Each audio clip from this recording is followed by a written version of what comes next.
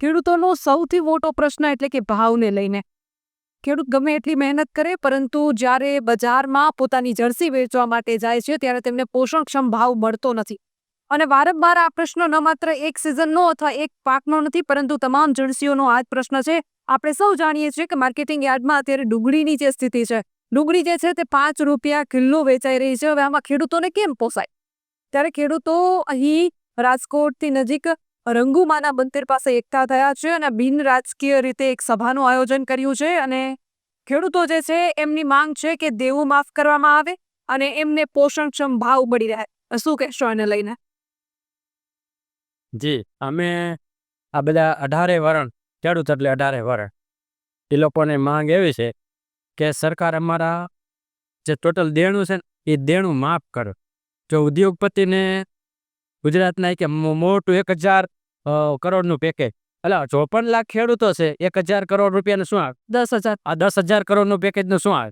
એક અદાણી સાહેબને આ ગયા મહિને 1050 એકર 1 રૂપિયાના ભાવમાં વેચી જમીન, બરાબર? તો આટલા બધા ખેડૂતો વચ્ચે ખાલી ઐતિહાસિક ફેસલો આ એક નાટક કરે છે. અને અત્યારે આ ખેડૂતોનો જે મુદ્દોથી ભટકાવવા માટે હમણાં વિરોધ પક્ષને અમુક મુદ્દા આપી દેવામાં આવે, દારૂ, ડ્રગ્સ, ડિવાઇડ એન્ડ રૂલની નીતિ. એટલે અમે તો ત્યારે વરણે એ કહેવા માગીએ છીએ કે જે આપણો છે મુદ્દો એ ભટકાય નહીં. આજે ખેડૂતો આત્મહત્યા કરી રહ્યા છે એટલે ખેડૂતોને પોષણક્ષમ ભાવ નથી મળતો. મારાથી બોલાતું નહીં, ખેડૂતોની વેચતા મેં બિન રાજકીય રીતે બોલ્યા. જો ખેડૂતો બોલે કાંઈ તો એને જેલમાં પૂરી દે, એટલે ખેડૂતો ભેગા નથી ખાતા. હવે દિવાસ છે મારી. કયો ભાઈ તમે આ બાપા કે ભાવની વાત છે, કેટલો ભાવ મળવો જોઈએ? ભાવ તો અમને લ્યો ને કે આ સરકાર જે આ ખેડૂતોને છે મિનિમમ સપોર્ટ, અમે પૈસા ખેડૂતોને કે અમારે કોઈ જાતનું આ પોષણક્ષમ ભાવ મળવા જોઈએ. અમે એમ નથી કહેતા કે અમને ટેકાના ભાવ આપો.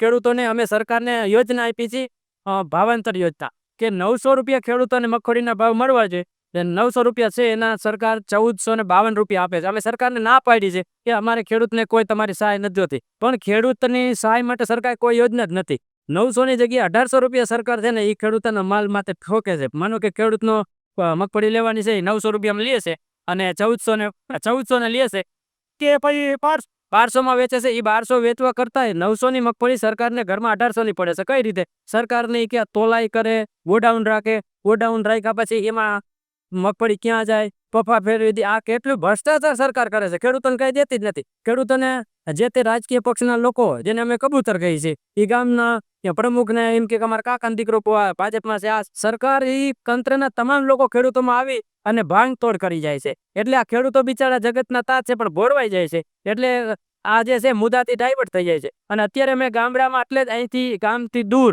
અને બધા લોકો ભેગા નથી થવાનું કારણ શું? આ કે કોઈ આવશે જો રાજકીય પાર્ટીનું નામ લેશું તો એ કે જેલમાં કૂટી. આજે કડદાકાંડ છે. કડદાકાંડ શું?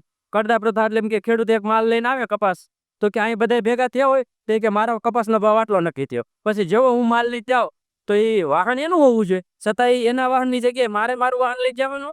એ વાહન હું એકલો થઈ જાઉં એટલે પછી થોડો કપાસ કાઢીને પછી કે તમારો માલ તો નબળો. જ્યારે આટલા બધા ખેડૂતો હતા ત્યારે એને ખાલી બોલી ગયા અને તમામ જગ્યાએ ભ્રષ્ટાચાર છે. એટલે હું તો 18 વર્ષને કહું છું કે આ સિસ્ટમમાં તમારે ઘૂસવું પડશે. સરદાર વલ્લભભાઈ પટેલ 18 વર્ષની ભેગા કર્યા. આજે આ ખેડૂતો છે એ છે. ઘણા લોકો એવું બોલે કે ખેડૂતો એના પાપના ભોગે, પણ હું એમ કહું છું કે અમે ખેડૂતો છીએ એ અમારી એટલી ભૂલ છે કે અમે ગાયોને સાચવી ન શક્યા. સરકારની નીતિ એવી છે ગાય સામા થઈ જાય. કેમ ગાય પ્રત્યે એટલો પ્રેમ કે ભાવ શું? કોઈ એવી ઘટના તમારા જીવનમાં બની ગઈ ગાયને લઈ? મેન ઘટના નહીં, ગાય છે સરકારે એવી નીતિ બનાવી કે જો 3 વખત ગાય પકડાય સિટીમાં તો કે એને પાસા થાય, બરાબર? પણ એ નિવાલદારીનો દીકરો 10 મીટર દારૂ વેચે તો એને પાસા ન થાય. 1 મિનિટ થી ગમે કહી દે. એટલે સરકારની નીતિ 2022માં એવી બનાવી છે કે જો તમે ગાયને રાખો 3 વખત તમારી ગાય પકડાય તો તમને પાસા થાય. એની માલધારીનો દીકરો 10 લીટર દારૂ વેચે તો એને પાસા ન થાય. રહી વાત હિન્દુત્વની, તમામ લોકોને હિન્દુત્વના એજન્ડામાં ભોરવી દેવામાં આવ્યા છે.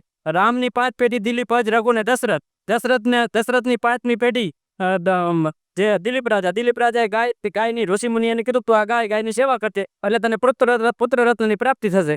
એટલે ગાયને આને આ લોકો નમાલા નઠાલા નપુસંકને રામને ગાયને કાંઈ નથી. એ પછી રામ આવ્યો, રામ પછી કૃષ્ણ આવ્યો, કૃષ્ણએ લીધી ગાય. એટલે 18 વર્ષને અમે કેવા એવા છે કે આ ગાય માતા જે છે એના સંપર્કમાં તો તમે આવો, તમને જે ગાય છે એ ખતમ કરી દેવામાં આવી. ગાયમાં પુરુષત્વના ગુણ છે.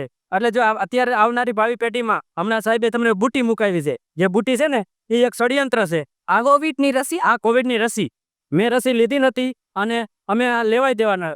પણ ખેડૂતો બિચારો એવો ભોળો છે ને, આવનારી ભાવિ પેઢીમાં IVF સેન્ટરો બન્યા છે. હવે પછીની જનરેશન છે ને એના સંતાન પ્રાપ્ત થાય એવું નથી. અમે જે અમારા કાકા બાપા ચાર પાંચ ભાઈ ભાંડરું હતા અમે, બરોબર, એને અમે આટલા હતા. અત્યારની આવનારી ભાવિ પેઢીને IVF સેન્ટરમાં બાળક જન્મવા માટે જાય છે. એટલે કે રઘુકુળ રીત સદાચર જાય, પ્રાણ જાય પણ વચન ન જાય. કારણ કે એનું સંતાન જ નથી. આવનારા સમયમાં બાળકો તમારું માનશે નહીં. સરકારની નીતિ કોરા ટોપરા જેવી છે.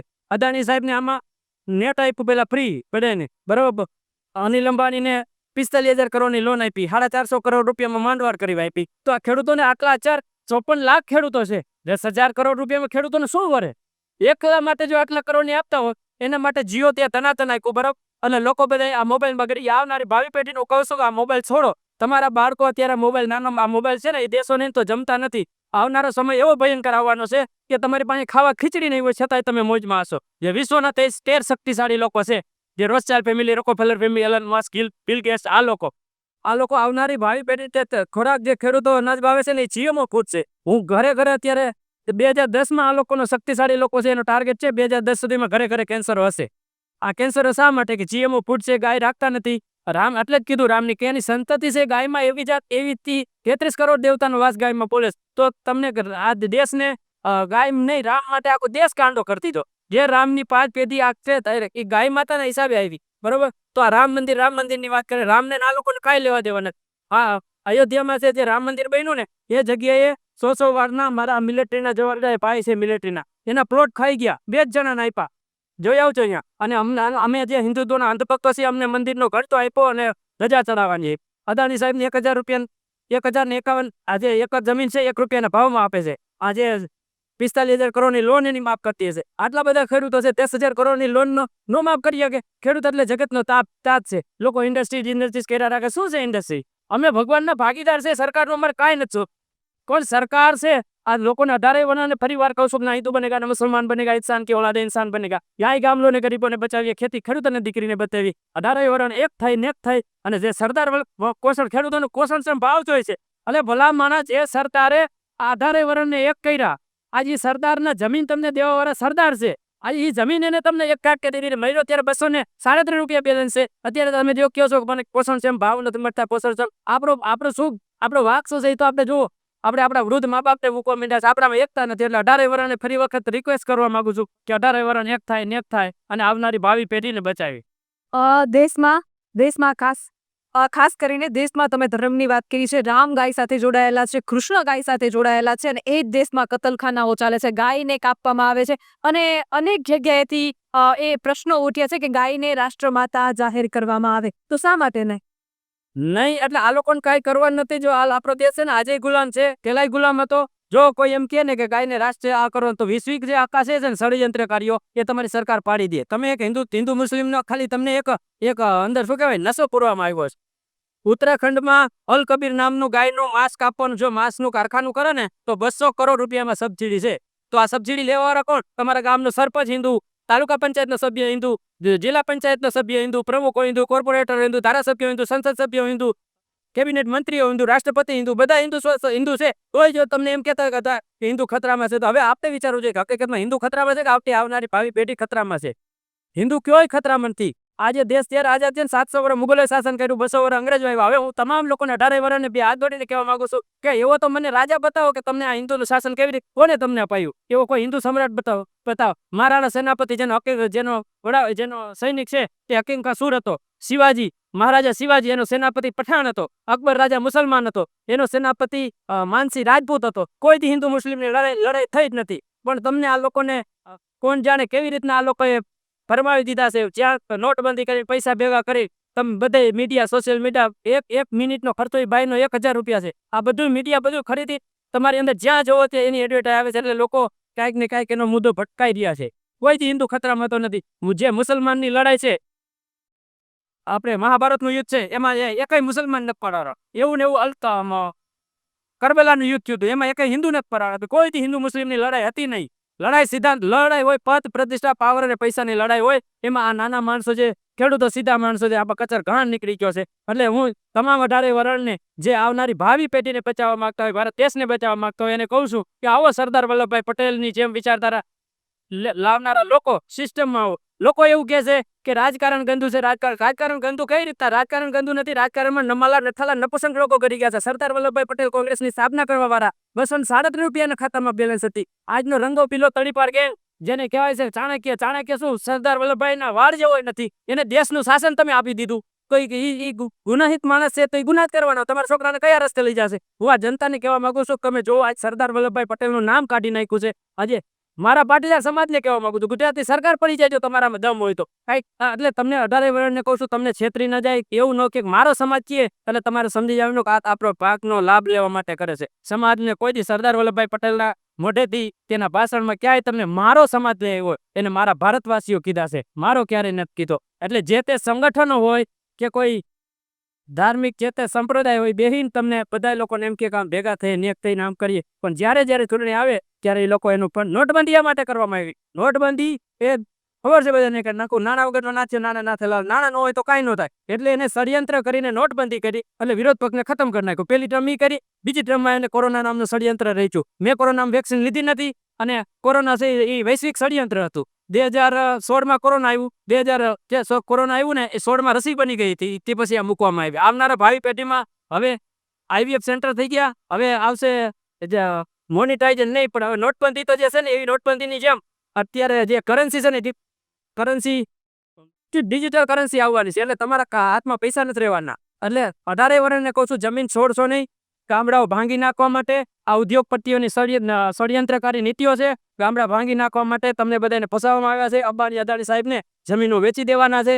એ બધી આ સાજી છે. દેશ તેને ગુલામ છે અત્યારે હાલમાં. વીજ લાઈન પસાર થઈ રહી છે, મોટી ખાનગી કંપનીઓ વીજ લાઈન પસાર કરી રહી છે. ખેડૂતોને હકીકતમાં ખબર જ નથી કે કેના ખેતરમાંથી કઈ જગ્યાએથી વીજ લાઈન નીકળવાની છે. હળવદમાં પણ આ જ ઘટના બની છે વીજ લાઈનને લઈને કે વીજ લાઈન જે ખેતરોમાંથી નીકળી, ઓચિંતાના એક જ દિવસમાં ખેડૂતને નોટિસ આપ્યા વગર વીજ લાઈન પસાર કરી દેવામાં આવે છે. હળવદના ખેડૂતો આપઘાત સુધી ઉતરી આવે છે અને પોલીસ પ્રશાસન જાણે ખાનગી કંપનીઓની સાથે રહીને કામ કરતું હોય એ રીતે જે ખેડૂત અવાજ ઉઠાવે છે એમને ડિટેન કરી લેવામાં આવે છે. અને હમણાં જે ખેડૂત રોયા છે એમના શબ્દો પણ ક્યાંક ને ક્યાંક એ જ હતા કે અમારો અવાજ ઉઠાવવા દેવામાં આવતો નથી. તો ખાસ વાત એ છે કે આપણે ગમે એટલા આધુનિક થઈ જાય, ગમે એટલા મોડર્ન થઈ જાય, વિશ્વની કોઈ ફેક્ટરી ક્યારે અનાજ નહીં પકાવી શકે. એ ખેડૂતના ખેતરમાંથી જ અનાજ પાકવાનું છે. કેમેરામેન રાજેશ જોશી સાથે હું કાજલ સુવા, BS9 TV ન્યૂઝ, રાજકોટ.